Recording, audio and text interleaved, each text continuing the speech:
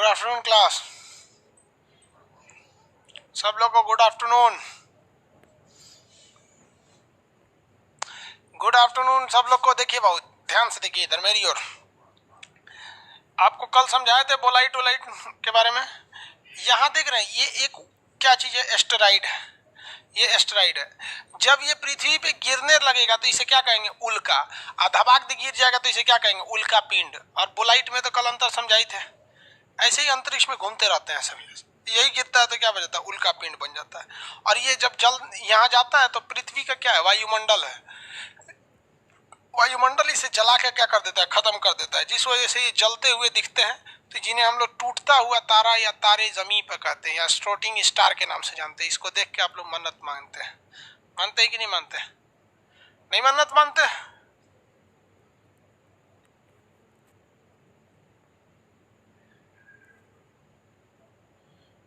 Alien क्या होते हैं सर? एलियन दूसरे ग्रह के प्राणी को बोला जाता है। अभी मिला ही नहीं है, ये एलियन मिला ही नहीं है। चलिए यहां तक तो हम आपको समझा दिए थे, यानी मैटर एंड मेटेरॉइड बता दिए थे। आगे अब पढ़ाना है। हम आपको बता दिए सौर मंडल। सौर मंडल, इस सौर मंडल में हम आपको बता दिए आपका सूर्य, टोटल सन के बारे में बता दिए जानकारी, कुछ नहीं छुपाए हैं। उसके बारे में हम आपको अलग अलग ग्रहों के बारे में बता दिए हैं, प्लैनेट्स के बारे में। इसके अलावे अगर आप देखेंगे तो हम आपको बता दिए उल्का, उल्का पिंड, बोलाइट वगैरह। उल्का। अब आपको बताना है हमको क्षुद्र ग्रह। क्षुद्र ग्रह भी बढ़ा दिए हैं। क्षुद्र ग्रह क्या होते हैं, ग्रहों के टुकड़े होते हैं, मंगल और बृहस्पति की कक्षा के बीच में घूमते हैं। अब आपको पढ़ाना है धूमकेतु। धूमकेतु, धूमकेतु पढ़ाना है। इसको हम लोग कहते हैं कॉमेट्स। धूमकेतु पढ़ाना है, कॉमेट। कॉमेट पढ़ाने के बाद फिर आपको मून के बारे में पढ़ाना है और चंद्रमा के बारे में, अर्थ के बारे में। चंद्रमा और अर्थ के बारे में उसके बाद नीचे उतर जाएंगे। तो अभी मेन हम आपको क्या पढ़ाने जा रहे हैं, धूमकेतु पढ़ाने जा रहे हैं। इस सब में कोई प्रॉब्लम है तो बोलिए। अभी आपको बचा हुआ क्या है, तो पृथ्वी बची हुई है और मून बचा हुआ है। इसलिए आप इससे क्वेश्चन अभी नहीं पूछेंगे, क्योंकि पढ़ाई ही नहीं है तो पूछेंगे क्या चीज। हम अभी जा रहे हैं आपको धूमकेतु पढ़ाने। ऊपर में दिक्कत है तो पूछिए। पीडीएफ धुंधला दिख रहा है आप लोग को, तो पीडीएफ को धुंधला दिख रहा है तो हम उस पीडीएफ को दूसरा करेंगे। तब जिनको ठीक दिख रहा है ठीक है, नहीं तो दूसरा डाल देंगे, नो प्रॉब्लम। एगो पूछ रहा है सर ज्योतिषवा कब पढ़ाएंगे? ये पकड़वा, चंद्रमा वंद्रमा पढ़ा देंगे तो हाँ ज्योतिष छूट गया है। ओहो एकदम पगलाइल है सर, ज्योतिष कैसे होता है, एकदम ज्योतिष। इसमें घर बनाने का भी एक तरीका होता है, निशान कोण, अग्नि कोण, पानी किधर होना चाहिए, जल किधर होना चाहिए, वो सब भी पढ़ेगा लोग। हाँ, शादी का मुहूर्त कैसे देखा जाता है, लड़का का नामकरण, ये सब पढ़ाएंगे तो फिर ज्यादा हो जाएगा। लेकिन मेन मेन चीज ज्योतिष में पढ़ा देंगे आपको, सब पढ़ेगा लोग। चलिए बाबू, अब हम आपको कॉमेट शुरू कर देते हैं। देखिए कॉमेट क्या होता है, ये एक के चीजवा का नाम है कॉमेट। इसको कई नाम से जाना जाता है। पहले तो इसको इंग्लिश में कहते हैं कॉमेट्स, इसीलिए इंग्लिश वाला विद्यार्थी आगे निकल जाता है, क्योंकि वो एक ही चीज पढ़ता है कॉमेट। हिंदी मीडियम वाला 5 गो नाम रख ले ऐसे उसका नाम होता है धूम केतु। इसी को कहते हैं पुच्छल तारा। कोनो एगो चीज का ये 2 गो नाम जरूर रखेगा। जैसे इंग्लिश मीडियम वाला कहता है हार्ट, ई ससुरा हिंदी मीडियम वाला को कहता है दिल, फिर कहता है उसको हृदय। हृदय हिंदी मीडियम, इंग्लिश मीडियम वाला ब्रेन कहता है, हिंदी मीडियम दिमाग, मस्तिष्क, खोपड़िया। देखो कॉमेट होता क्या है, यहाँ नाम से समझिए ध्यान से। केतु का मतलब होता है तारा, जैसे राहु केतु सुने हैं ना, तो केतु का मतलब होता है तारा। केतु मतलब क्या होता है, तारा। तो इसके पीछे में भी लगा हुआ है तारा और इसके पीछे भी लगा हुआ है तारा, लेकिन 2 चीजें अलग है। इसमें लगा हुआ है पुच्छल, इसमें लगा है धूम। देखिए एस्टेरॉइड जब बनते हैं ना, जब भी ग्रह टूटते हैं तो ग्रहों के टूटने से आपको पता है कि एक एस्टेरॉइड बेल्ट बन जाता है। एस्टेरॉइड बेल्ट कहाँ कहाँ पे है, तो आपको पता है मंगल और बृहस्पति की कक्षा के बीच में एस्टेरॉइड। लेकिन कभी कभी क्या होता है कि ये जो टूटते हैं तारे वगैरह, तो ये टूटने से ना कई जगह एक ही जगह ऐसे इकट्ठा हो जाते हैं, एक ही जगह क्या होते हैं, टूट कर इकट्ठा हो जाते हैं, एक जगह से टूट के क्या हो जाएंगे, इकट्ठा हो जाएंगे। तो ये छोटे छोटे टुकड़े जब इकट्ठा हो जाते हैं तो दूर से देखने पे लगता है ये धूल कण है, बट एक्चुअली में ये धूल कण होते नहीं है। ग्रहों का टुकड़ा बड़े साइज का हो जाता है तो उन्हें क्षुद्र ग्रह कहते हैं, उससे छोटा छोटा हो जाता है तो वो धूल के जैसे एक जगह रह जाता है। लेकिन ग्रेविटेशन की वजह से वो तो पृथ्वी खींचना चाहती है लेकिन खींच नहीं पाएगी, क्योंकि भाई वायुमंडल एंट्री नहीं करने देता है उन सब चीजों को। तो ये एक पास इकट्ठा हो जाते हैं और ये भी सूरज का चक्कर लगाते रहते हैं। तो आप जरा देखिए जरा ध्यान से, ये हमारा सूर्य है, सूर्य का चक्कर कौन कौन लगा रहा है, ये सूर्य हो गया हमारा। इस सूर्य का चक्कर ग्रह उपग्रह लगा रहे हैं, सब क्या लगा रहा है, ग्रह लगा रहे हैं, सभी ग्रह लगाते हैं इसका चक्कर ऐसे ऐसे। इन्हीं ग्रहों के बीच में जो क्षुद्र ग्रह की पेटी है, क्षुद्र ग्रह, छोटका छोटका क्षुद्र ग्रह भी लगा रहे हैं इसी में। इसी क्षुद्र ग्रह का जो छोटा छोटा टुकड़ा है जो धूल के समान है वो भी इसका चक्कर लगा रहा है, जो धूल के समान है वो भी चक्कर लगा रहा है। तो धूल को हम लोग कहते हैं धूम, धूल को क्या कहते हैं, धूम। और ये धूल है तो आपको पता है कि आंधी जब उठती है, धूल जब उठता है और जब ये गति करेगा तो स्पीड के वजह से इसके ज्यादातर पोर्शन जो इस धूमकेतु है इसका ज्यादातर एरिया अगर देखेंगे तो आगे रहेगा और पीछे बहुत कम धूल रहेगा। पीछे धूल क्या रहेगा, कम रहेगा। अगर गति करेगा तो इसी शेप में गति करने लगता है, पीछे धूल कम हो जाते हैं। तो रहता तो ये धूल का ही है, तो इसलिए इसे कहते हैं धूम। लेकिन इसके पीछे एक पूंछ जैसा निकल जाता है, तो जिस वजह से इसे हम लोग पूंछ वाला तारा भी कहते हैं। धूल का बना हुआ यह तारा तारा है नहीं, क्योंकि इस पे धूल देखिएगा बड़ी तेज चमकता है, तो छोटे छोटे चीज चमकते तेज है, तो चमकने की वजह से इसे केतु यानी तारा बोल दिया गया, ये तारा है नहीं। तो इसे पुच्छल तारा इसलिए बोला गया, तारा इसलिए बोला कि चमकीला दिखता है, लेकिन ये तारा है नहीं। इसे धूम इसलिए कहा गया क्योंकि ये धूल का बड़ा हुआ था, छोटे छोटे टुकड़ों का। और ये जब ये चक्कर लगा रहा था सूर्य का, तो ये क्योंकि ये स्टेबल नहीं था, धूल कण स्टेबल नहीं थे, तो इसके ज्यादातर पोर्शन आगे थे, पतला हिस्सा पीछे हो गया, इसलिए ये धूल का बड़ा हुआ था, तो धूम तारा।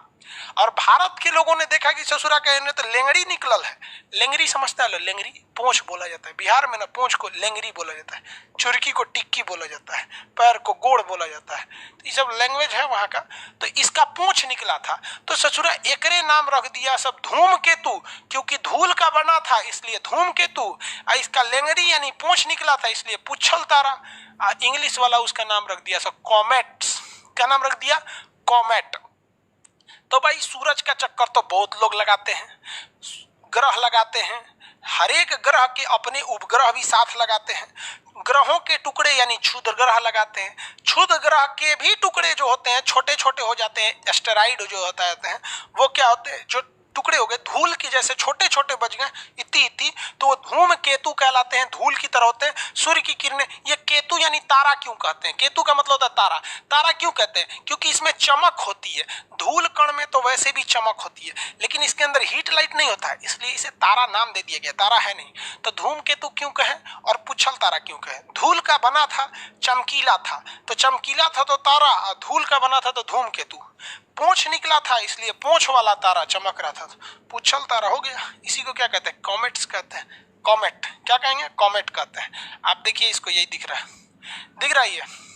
आप कहेंगे कि सर ये तो टूटता हुआ तारा है, नहीं, टूटता हुआ तारा जो होता है वो कैसे होता है, देखिए टूटता हुआ तारा ऐसे टूट के खत्म हो जाता है, टूट के क्या हो जाता है, खत्म हो जाता है ये जाके, लेकिन ये खत्म नहीं होता है, ये घूमते रहता है, क्योंकि सूर्य की किरणें इसमें पड़ती है ना, तो इसके धूल कण चमकने लगते हैं, इसलिए इसे क्या कहते हैं, धूमकेतु कहते हैं, धूमकेतु। अब एक बच्चा वाला क्वेश्चन पूछता है कि सर इसका ना वो इसका पूंछ किधर की ओर रहता है, तो आप बताओ ना भाई, दुनिया में ऐसा कोई चीज है जिसका पूंछ आगे की ओर रहता है, सबका पूंछ पीछे रहता है। तो कहता है इसका पूंछ किधर रहता है, तो अपोजिट डायरेक्शन ऑफ सन, सूरज के विपरीत दिशा में इसका पूंछ रहता है, क्योंकि चक्कर ऐसे लगा रहा है तो पूंछिया बाहर ना रहेगा, पूंछिया बाहर रहेगा तो सूर्य से देखेंगे तो बाहर की ओर पूंछ रहता है, तो इसका जो पूंछ होता है वो सूर्य से बाहर की ओर होता है। सबसे करीबी धूमकेतु देखिए, बहुत सारे धूमकेतु घूमते रहते हैं सब, जिसकी कोई कमी नहीं है, क्योंकि टुकड़ों की कोई कमी है अंतरिक्ष में, बहुत सारे घूमते रहते हैं। हमारा सबसे करीबी जो घूमता है हेली नामक धूमकेतु, धूमकेतु, हेली धूमकेतु। अब वो धूमकेतु पृथ्वी से बहुत दूर है, वो चक्कर लगाता है, एक चक्कर लगाता है 76 वर्ष पर। कितने वर्ष पर? 76 वर्ष पर। तो सबसे फेमस जो धूमकेतु है वो क्या है? हेली नामक। हालांकि एरका सेरकी है, काहुतेक है, ये सब क्या है? सब धूमकेतु है, सब नाम है, सब इसमें किसी काम के नहीं है सब। बस इतना याद रखिएगा कि पुच्छल तारा को ही हम धूमकेतु कहते हैं। इसे धूम इसलिए कहते हैं क्योंकि ये पूंछ वाला है, तारा इसलिए कहते हैं चमकता है। पुच्छल इसलिए कहते हैं क्योंकि पूंछ है, तारा इसलिए कहते हैं क्योंकि चमकता है। सबसे फेमस कौन है? हेली। इसका एक बार इसका परिक्रमण काल कितने साल का होता है? 76 वर्ष पे दिखाई देता है। ये चमकना बंद नहीं करता है। चलिए हम आपको एक दिखा देते हैं, दोनों में अंतर समझा देंगे एक साथ। क्या कमेंट कर रहा है दूदू लाइन का सर जी? जुपिटर प्लैनेट एस्टेरॉइड को खींचे रखता है, उसका ग्रेविटेशन ज्यादा इसलिए खींच के रखता है।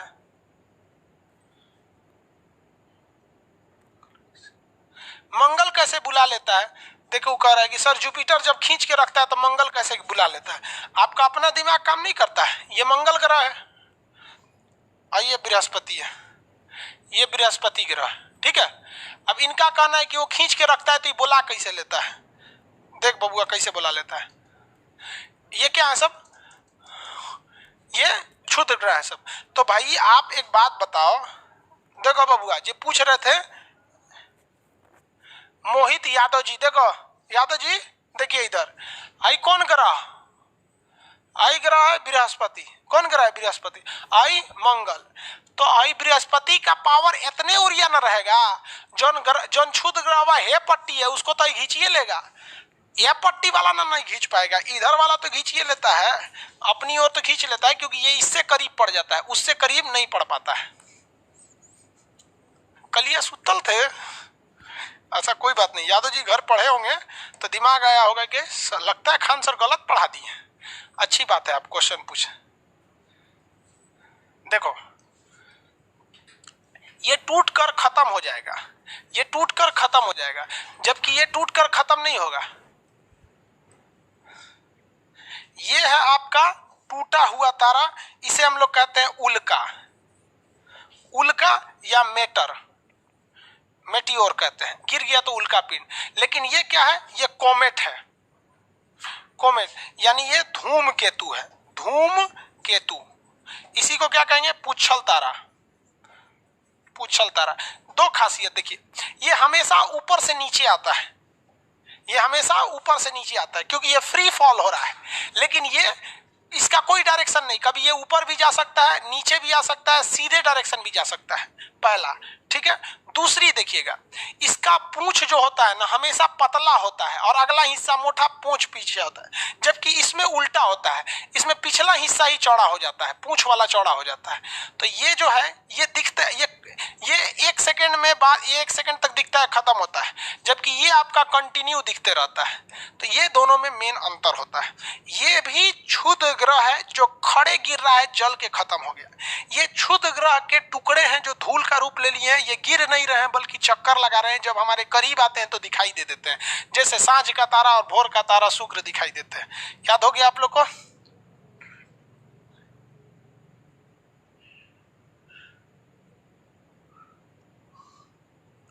मंगल पर आदमी जा सकता है, अभी रिसर्च चल रहा है जाने के लिए। वहां पे मंगल पर आदमी जा सकता है, अभी रिसर्च चल रहा है, आने वाले में पहुंच जाएगा सब।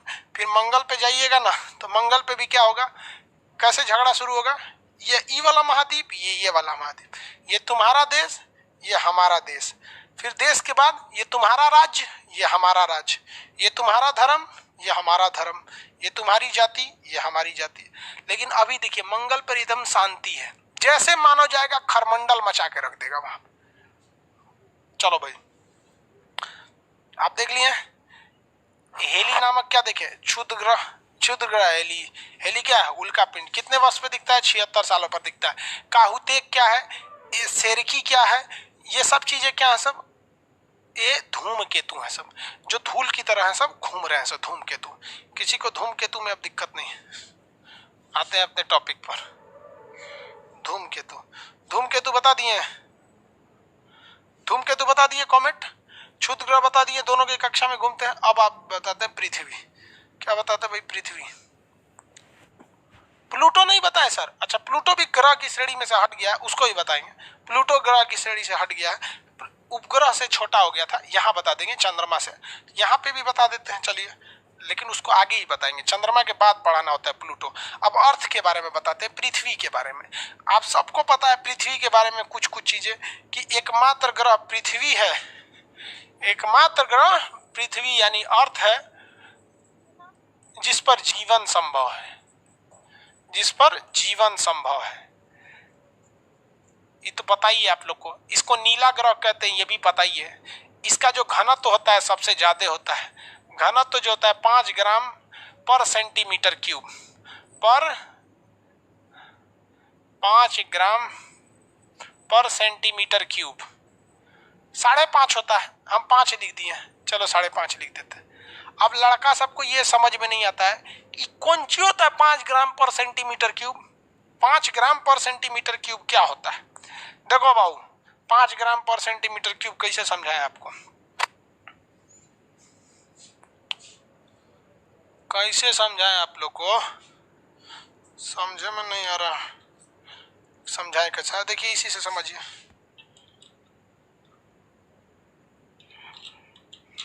दूसरा समझा देते, कौन चीज से समझाए भाई?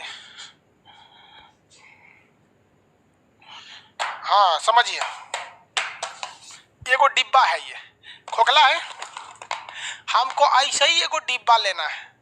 बकलोलवा क्या बोलता है ऐसे? मंगल पर जीवन समय बोलते रहे बहुत।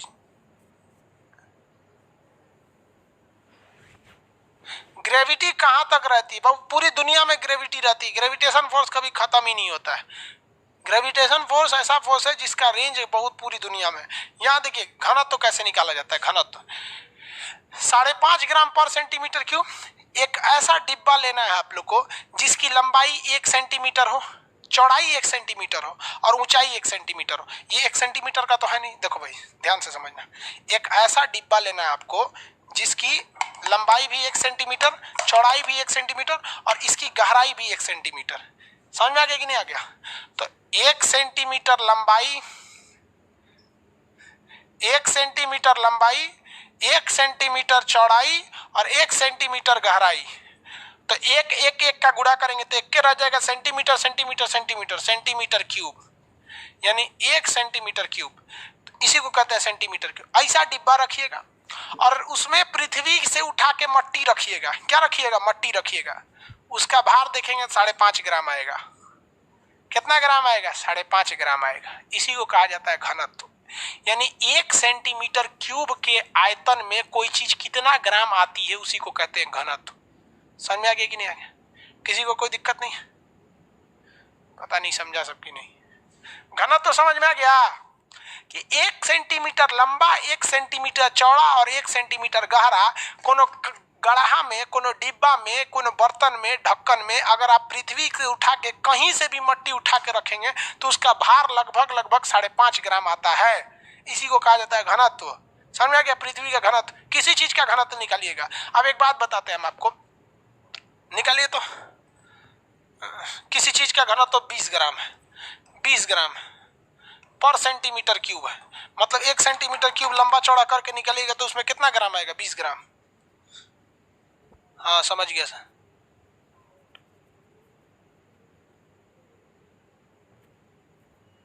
हो गया?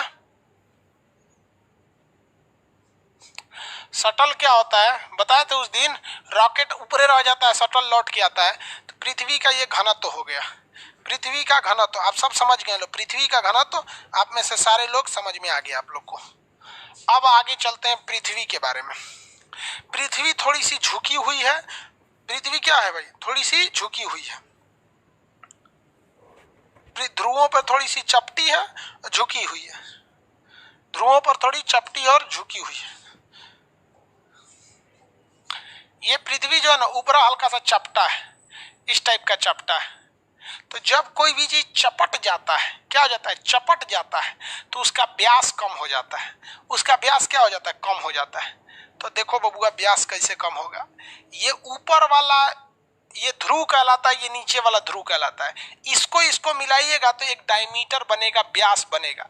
ये दोनों ध्रुवों को मिलाने से बना हुआ व्यास है। तो ऐसे व्यास को कहते हैं ध्रुवीय व्यास। क्या कहते हैं? ध्रुवीय व्यास। जब दोनों ध्रुवों को मिलाने से जो व्यास बनता है तो उसे बोलते हैं ध्रुवीय व्यास।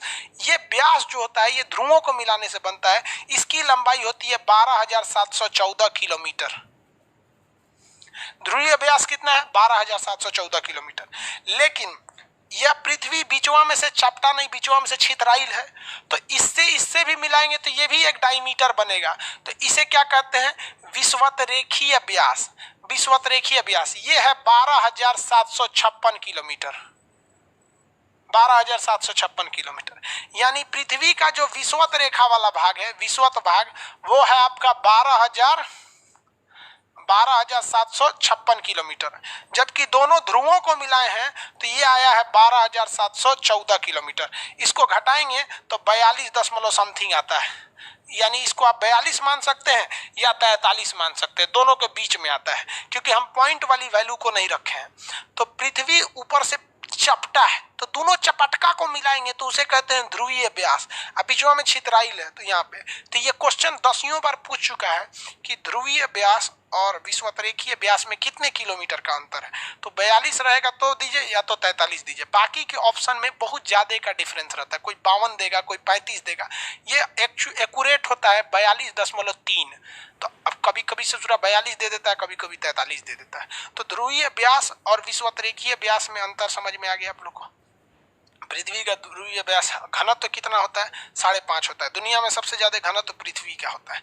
इतना समझने के बाद आगे बढ़ते हैं। बेवकूफ सब आगे का क्वेश्चन पूछ रहा है सर ये कैसे होगा, ये क्वेश्चन जो बता रहे हैं बस इतने में रहिए। लोग अगवा का क्वेश्चन में पूछ रहा है।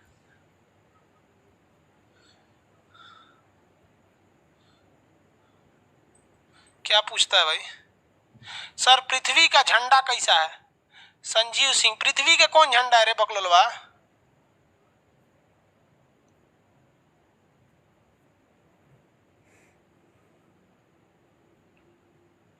भाई ज्योग्राफी का नोट्स टाइप करके दे देंगे। आप ये कमेंट करते रहेंगे तो हमको किसी बीच में कमेंट दूसरा भी छोड़ के चले जाएंगे।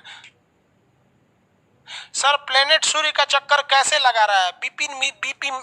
बापी मिश्रा, भाई ग्रेविटेशन फोर्स जो होता है दो चीजों को खींचता है। ये फिजिक्स का टॉपिक है। आप फिजिक्स नहीं पढ़ रहे हैं, कोई दिक्कत नहीं, फिजिक्स नहीं पढ़ रहे। कोई भी चक्कर क्यों घूमता है? भैंस खूंटा पे क्यों घुमाने लगती है? कि दोनों एक दूसरे को खींचते हैं। पृथ्वी सूर्य को खींच रहा है, सूर्य पृथ्वी को खींच रहा है, इसलिए दोनों एक दूसरे पे क्या होने लगते हैं सर?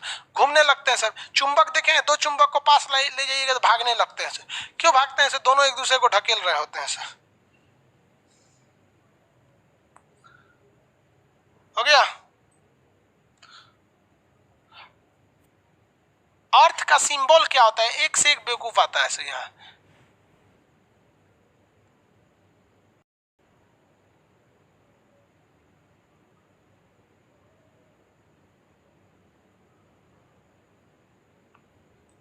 देखो एगो को बाबू, जब हम 5 में पढ़ते थे ना तो हमें पढ़ाया गया था कि पृथ्वी नीली क्यों है? तो इस पे बहुत ज्यादा मात्रा में जल है, इसलिए नीला दिखता है।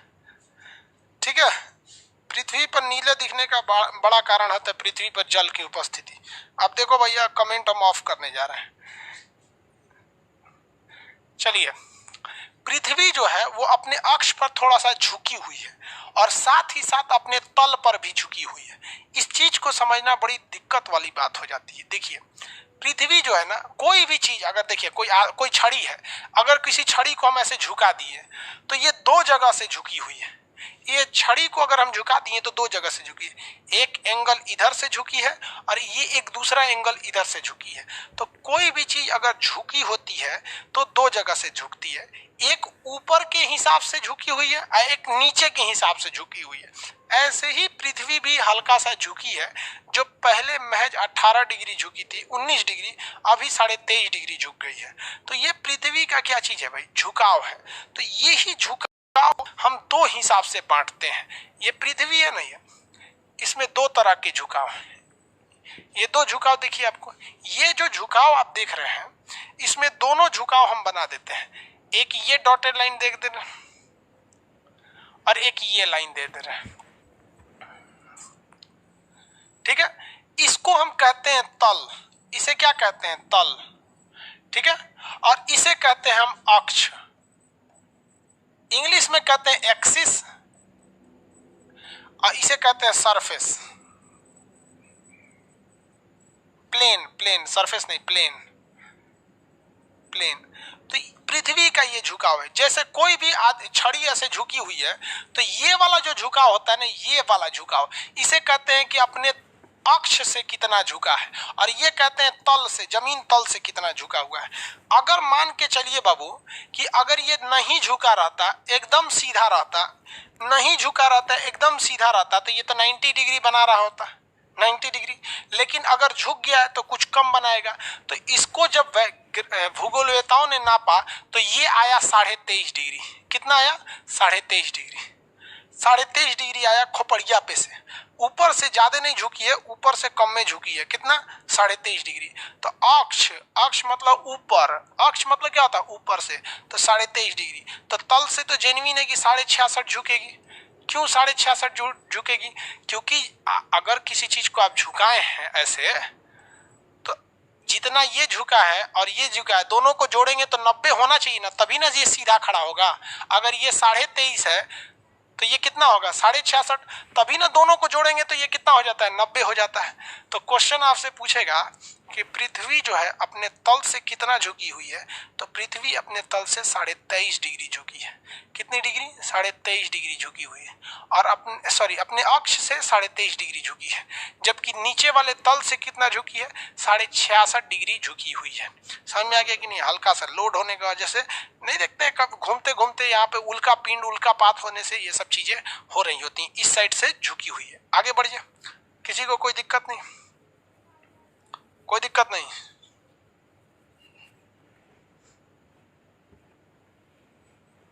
उल्का पात यानी उल्का पिंड के गिरने से झुक गई है 23.5 और 66.5 डिग्री। दो चीजें याद रखिएगा, झुकाव पृथ्वी का, एक झुकाव होता है उसके एक्सिस यानी अक्ष से 23.5 डिग्री का होता है, एक झुकाव होता है उसका तल से जो 66.5 डिग्री का होता है। पृथ्वी सीधी नहीं है, ये वाला झुकाव ज्यादा पूछता है, अक्ष से कितना झुकी है। अब पृथ्वी की दो गति, एक होती है घूर्णन गति और एक होती है आपकी परिक्रमण गति। घूर्णन और परिक्रमण ये दो चीजें होती हैं, तो इसमें दोनों गति देखते हैं। पहला हो गया पृथ्वी का घूर्णन और इससे होने वाली घटनाएं, पृथ्वी का घूर्णन गति। घूर्णन देखिए, पृथ्वी जो होती है वो चक्कर लगा रही है सूरज का, अपना भी अक्ष पर घूमती है, सूरज का भी घूमती है, तो इससे कुछ घटनाएं होती हैं, समझिए इसे। घूर्णन का मतलब होता है अपने जगह पर घूमना, ये क्या होता है? घूर्णन होता है, अपने जगह पर घूमना। ये क्या हो गया? घूर्णन। पंखा क्या करता है? घूर्णन करता है, पंखा घूर्णन करता है। तो पृथ्वी के घूर्णन करने से हमें क्या क्या चीजें देखने को मिलती है, पृथ्वी के घूर्णन गति से हमें क्या क्या देखने को मिलता है, वो चीज समझिए। सबसे पहली घटना जो पृथ्वी के घूर्णन से होती है वो दिन और रात का होता है। दिन और रात, दो चीजों का होना, पृथ्वी का घूर्णन के कारण ही दिन और रात हो जाता है।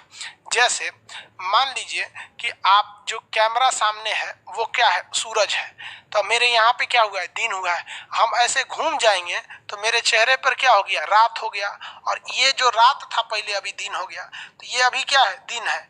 ये देखिए, ये इधर जाएगा तो मेरा बाल क्या हो गया? रात हो गया, और ये क्या हो गया? दिन हो गया। तो दिन और रात की घटना घूर्णन के कारण होती है। अगर घूर्णन नहीं होगा तो दिन और रात की घटना नहीं होगी। अगर पृथ्वी घूमना रोक दे तो जिधर दिन उधर दिने रह जाएगा और जिधर रात उधर रातें रह जाएगा। ससुरा, जिधर रात हुआ उधर वाला तो पगला जाएगा सर, दिन वाले का तो काम चलते रहेगा कि चलो कोई दिक्कत नहीं, दिनों में आदमी सूझ जाएगा, कोई दिक्कत नहीं होगा। समझ में आया कि नहीं आया? आगे बढ़े। तारीखें समझ में नहीं आएगा, कौन तारीख है आज?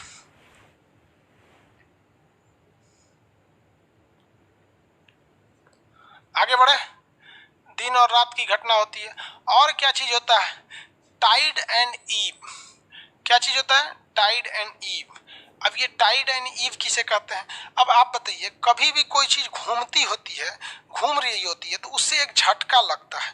पृथ्वी के घूमने से क्या होता है, एक झटका लगता है। इस झटका को हम लोग कहते हैं कोरियोलिस फोर्स। इस झटका को क्या कहते हैं, कोरियोलिस बल। क्या कहेंगे, कोरियोलिस बल।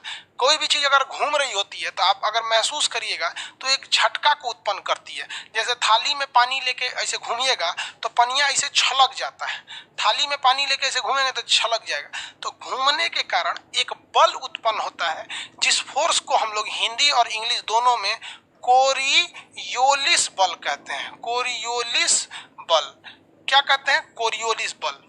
इसके क्या कहते हैं, कोरियोलिस बल कहते हैं, घूमने के कारण। और इसी घूमने के कारण ये कोरियोलिस बल जो होता है समुद्र की लहरों को उठा देता है। समुद्र की लहरों को क्या करता है, उठा देता है। तो समुद्र की लहरों को उठना क्या कहलाता है, ज्वार। लेकिन उठैले थोड़ी रहेगा, वापस जाएगा पानी, तो उसे क्या कहते हैं, भाटा। ज्वार भाटा, ज्वार भाटा। इंग्लिश में टाइड ईब, टाइड एंड ईब। तो इस कोरियोलिस बल के कारण समुद्र में क्या आता है, ज्वार और भाटा, ज्वार और भाटा। तो ये समुद्र में आता है आपका ज्वार और क्या आता है, भाटा आता है। ज्वार भाटा, टाइड एंड ईब। लेकिन ज्वार वहीं देखने को मिलेगा जब समुद्र के रास्ते में कोई जमीन आ जाए, तब ना समुद्र की लहरें ऐसे उठेंगी, जमीन के ऊपर जाएंगी तो कहेंगे कि ज्वार आया है, पानी लौट जाएगा तो कहेंगे भाटा। और अगर समुद्र के बीच में कोई जमीन नहीं है, समुद्र के बीच एरिया है, तो वहाँ जो लहरें हैं वो ज्वार भाटा नहीं ले पाएंगी, बल्कि तेजी से बहने लगेंगी, जिसे जल धारा कहते हैं। जिसे क्या कहते हैं, जल धारा। क्या कहा जाता है, जल धारा कहा जाता है। तो ये जल धाराओं को उत्पन्न करती है, बीच समुद्र में जल धाराओं को उत्पन्न करती है। जब ये तट पर आती है तो इसे को क्या कहते हैं, ज्वार और भाटा, ज्वार भाटा कहते हैं। किसी को कोई दिक्कत नहीं है, आगे बढ़ जाओ। ज्वार भाटा।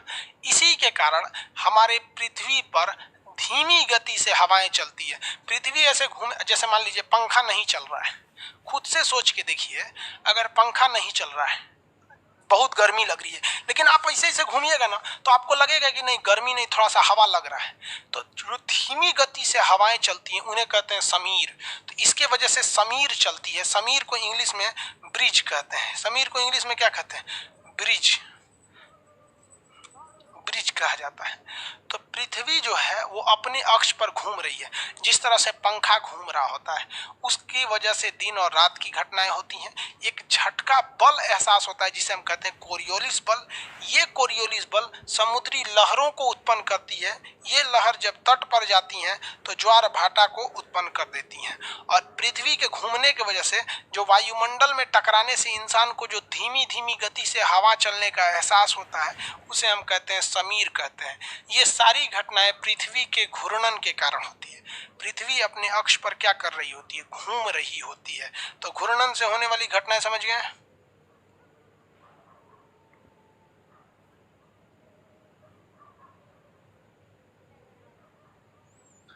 देखो एगो कह रहा है कि सर पृथ्वी घूम रही है तो हम लोग क्यों नहीं घूम रहे हैं। हम सब लोग घूम रहे होते हैं बबुआ, हम सब लोग घूम रहे हैं। आप एगो बस में बैठ जाइए, सुनिए ध्यान से, एगो बस में बैठ जाइए।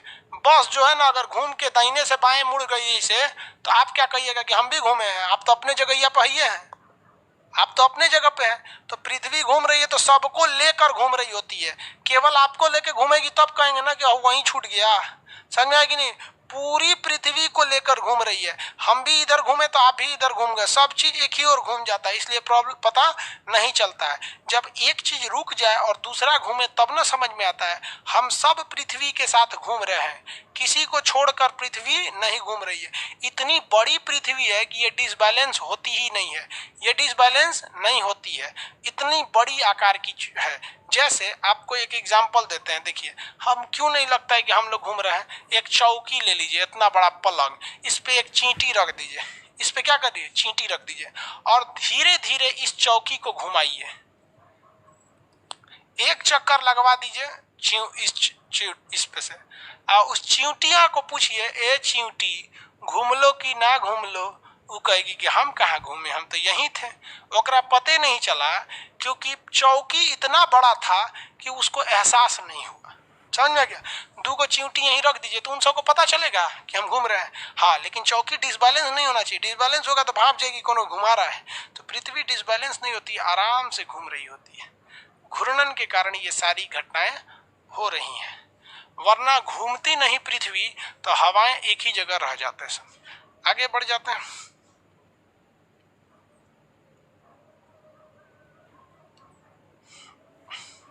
किसी को कोई दिक्कत नहीं है?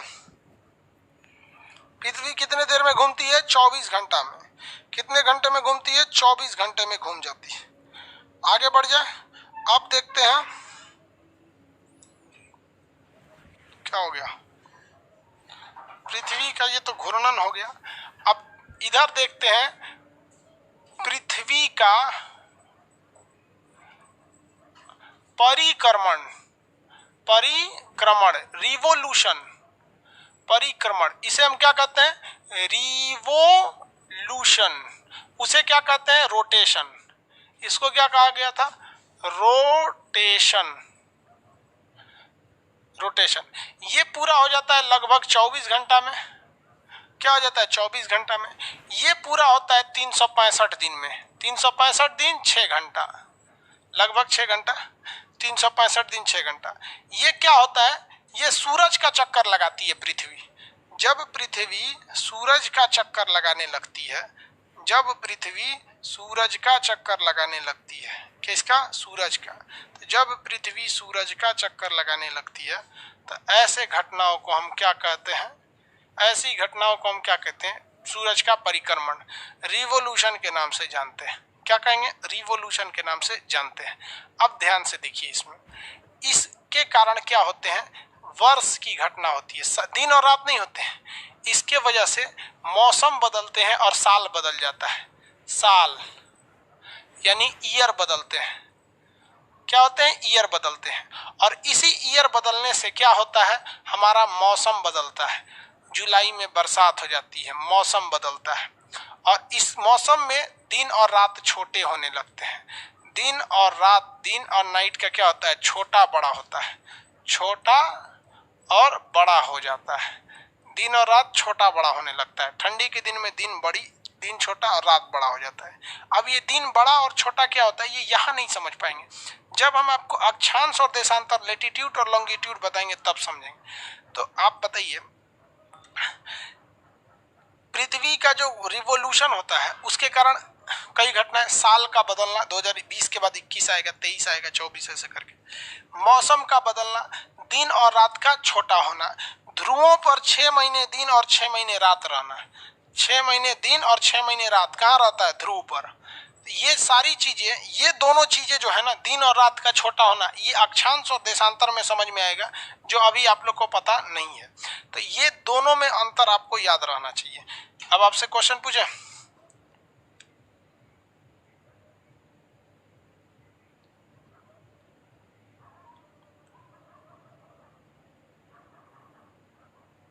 हो गया?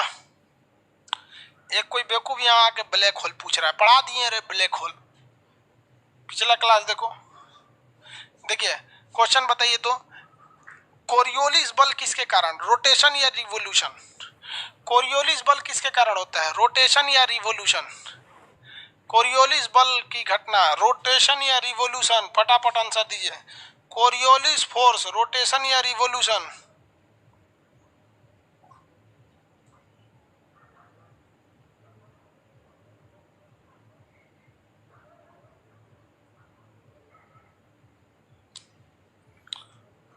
रोटेशन के वजह से। ध्रुवों पर 6 महीना दिन और 6 महीना रात किसके वजह से? ध्रुवों पर 6 महीने दिन और 6 महीने रात किस वजह से? 6 महीने दिन और 6 महीने रात, revolution. Very good, revolution. Revolution. ज्वार भाटा किसके वजह से? ज्वार भाटा,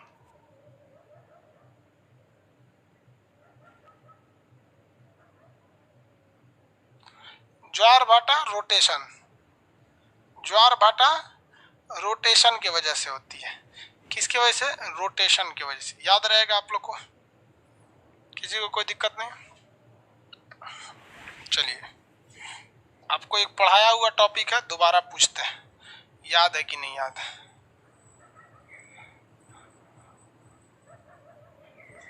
पढ़ाया हुआ टॉपिक है आपको।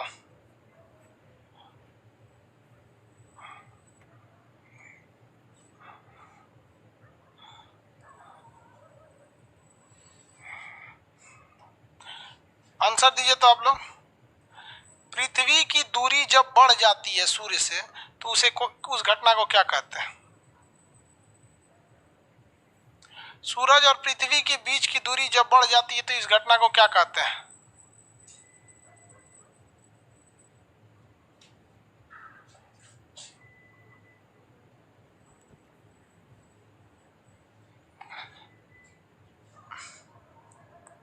अपसौर। Very good.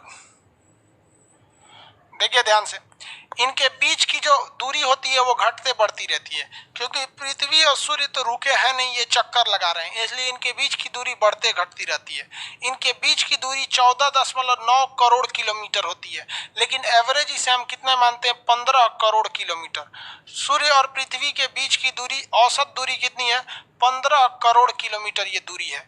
इस दूरी को हम क्या कहते हैं? एस्ट्रोनॉमिकल यूनिट या खगोलीय इकाई कहते हैं। ये हम पढ़ा दिए हैं, खगोलीय इकाई हम पढ़ा दिए हैं। समझ में आ गया कि नहीं आ गया? पढ़ा दिए। सूर्य और पृथ्वी के बीच की दूरी जब घट जाती है तो इसे कहते हैं उपसौर। क्या कहते हैं? उपसौर। किसी को कोई दिक्कत नहीं है? उपसौर को इंग्लिश में क्या कहते हैं? पेरीहेलियन। और उसे क्या कहते हैं? एपीहेलियन।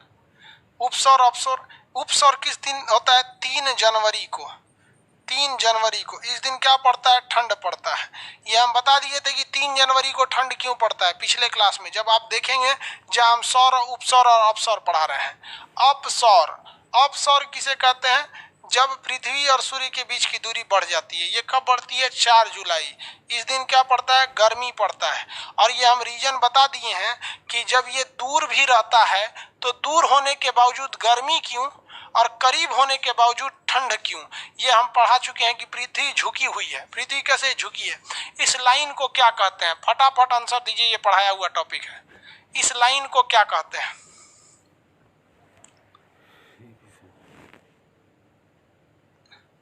फटाफट आंसर देंगे। लाइन को क्या कहते हैं? ये जो लाइन है, इस लाइन को क्या कहा जाता है?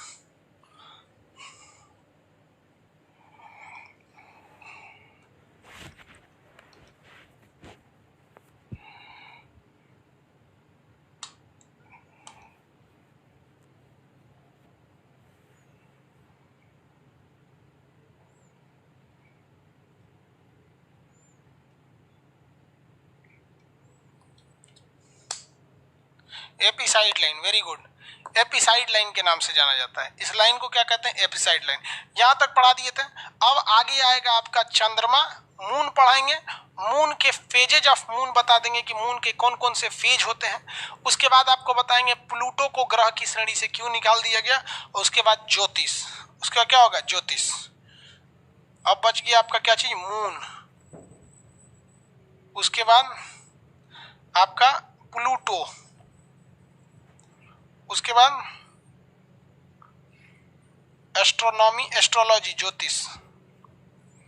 ये 3 टॉपिक आपके बच गए। इसको कल करेंगे। मून कल बता देंगे, प्लूटो और ज्योतिष एक दिन में बता देंगे। किसी को कोई दिक्कत नहीं है? चलिए अगला क्लास कल देखेंगे। आज के लिए इतना ही।